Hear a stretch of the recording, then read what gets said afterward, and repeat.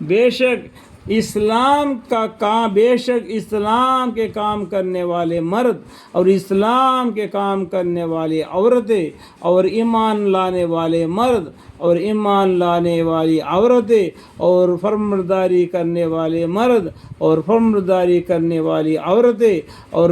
رشتہ باز مرد اور راستہ باز عورتیں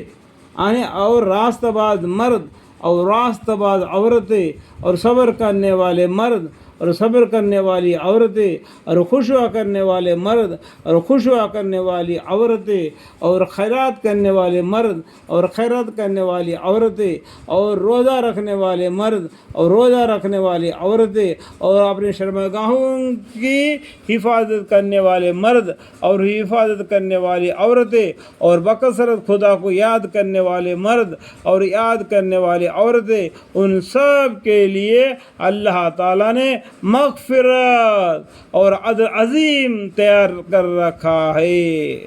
اعد اللہ لہم مغفرۃ و اجرا عظیما، اللہ تعالیٰ نے مغفرت اور اجر عظیم تیار کر رکھا ہے۔ اور کسی ایماندار مرد اور کسی ایماندار عورت کو گنجائش نہیں ہے کہ جبکہ اللہ اور اس کے رسول صلی اللہ علیہ وسلم کسی کام کا حکم دے دے کہ پھر ان مومنوں کو ان کے اس کام میں کوئی اختیار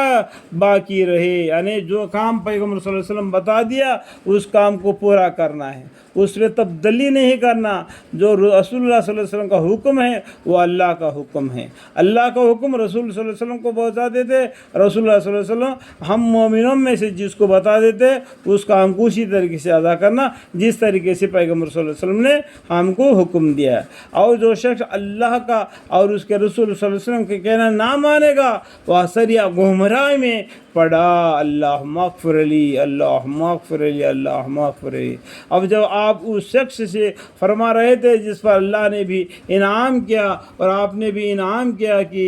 اپنی بیوی زینب کو اپنی زوجیت رہنے دے